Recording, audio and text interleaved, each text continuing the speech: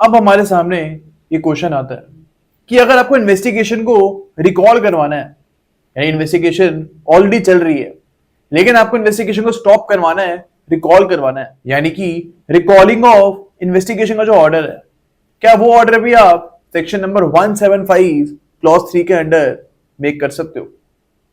175 clause 3 of BNSS. क्या इस section के अंदर आप जो रिकॉलिंग ऑफ इन्वेस्टिगेशन का ऑर्डर है, क्या इस सेक्शन में एक मजिस्ट्रेट वो पास कर सकते हैं? अब इस पॉइंट के ऊपर हमारे पास धर्मेश भाई का केस है।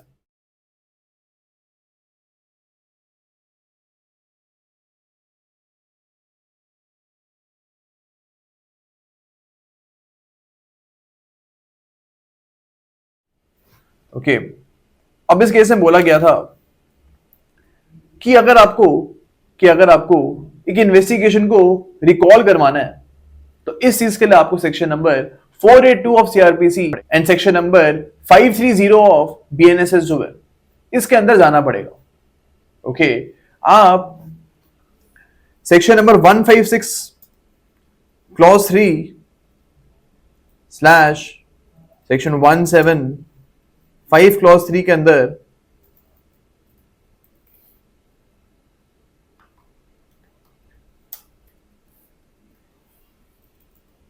ये सेक्शंस के अंदर आप एक इन्वेस्टिगेशन को रिकॉल नहीं करवा सकते हो, बिकॉज हमें ऑलरेडी पढ़ चुके हैं कि आप प्रॉपर इन्वेस्टिगेशन करवाने का ऑर्डर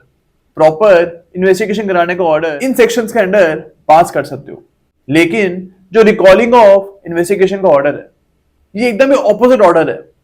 एक जगह आप प्रॉपर इन्वेस्टिगेशन का ऑर्डर कर रहे हो, एक जगह आप इन्वेस्टिगेशन को रिकॉल कराने का ऑर्डर दे रहे हो। ये दोनों ऑर्डर्स एकदम ऑपोजिट ऑर्डर्स हैं एंड दैट इज व्हाई इस सेक्शन के अंदर आप रिकॉलिंग ऑफ इन्वेस्टिगेशन का ऑर्डर नहीं पास कर सकते हो।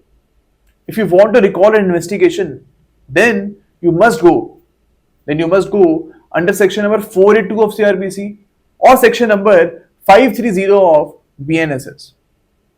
तो आपको ये चीज याद रखनी है, इस केस में हमको यही चीज बताई गई थी।